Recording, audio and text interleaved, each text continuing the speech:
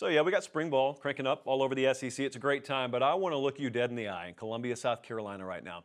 And I want to ask you a simple question. I know you're going to be split on this, maybe not 50-50, maybe like 30-70, but I know that there's some differing opinions, but I want to get yours on the record before spring ball really cranks up. Is this Will Muschamp's final spring in Columbia, South Carolina? This is a question a lot of you wanted to ask last year, and I was not entertaining it. Well, I'm not going to definitively answer yes or no right now. I would like to reserve that judgment, but I am entertaining this question now because I think a lot of folks close to that program who I spoke to, let's say this time last year, who were not on the fence are either on the fence or maybe even over the fence in the category that you don't want to see them in. So here's what I wanted to do for a second. Everyone knows what has to change here. It's no mystery what has to change about South Carolina football. Quarterback play has been inconsistent at best. Offensively, they don't have to crank it up one notch. They have to crank it up like 4 or 5 notches. But really, guys, you know this as well as I do, before that, you got to get guys on campus. They've done a decent job of that. Then you got to keep them on the field, and they've done a abhorrent job of that. Is it freak injury? Was it strength and conditioning issues that needed to be corrected? I know they made a change at that position. I don't know that we find out definitive answers just like that as soon as we want to. But everyone knows what needs to change. I don't think a lot of you necessarily have confidence that it will change. I know Will Muschamp had a press conference the other day to open spring ball. So I was over on the Big Spur, the 24/7 South Carolina site, and I looked at our guy, Hale McGranahan. He was at Will Muschamp's presser, okay? I just wanted to read a couple of these takeaways. So Muschamp steps to the podium. And keep in mind, the backdrop here is the entire offseason has been around one theme, and that is 2020 is do or die. That's pretty much a widely held consensus at South Carolina right now. And part B is, all right, Brian McClendon, demoted, still on the staff. Don't know if that's by his choice or lack of options elsewhere. And so now we got Mike Bobo in.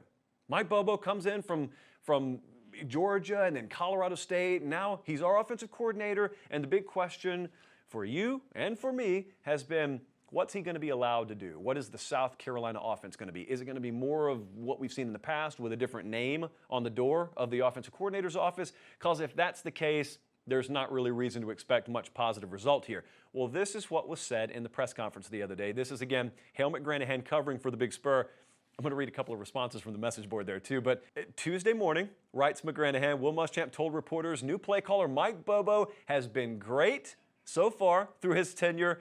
And then there's the quote. We'll be more under center. There'll be some pass and run concepts, and we feel very comfortable that they will remain the same. We're still trying to play with some different tempo at the line of scrimmage. We'll continue to do those things. And then I underline this part. Exactly what it looks like, and this is McGranahan talking. This is not Will Muschamp. Exactly what it looks like, that remains to be seen. Before Bobo settles on the identity he wants to get on the field with most of the players that he'll have to work with this fall and gauge what their strengths and weaknesses are, that's all well and good. The first response to this article on the Big Spur really, I think, summarized the attitude of a vast majority of Gamecock fans, and that is, of course, he's happy with this offensive staff. He put it together. From our pal Juicecock on the Big Spur. I'm always skating on thin ice with hot blades when I reference posters on the South Carolina side because you get really, really creative with your handles there. But that is the attitude, right? That's the way most of you feel. And I feel the same way as you do. And I've said for a while with Carolina football, don't care who the coordinator is. It really starts with the head man. I've got the same take right now with Georgia.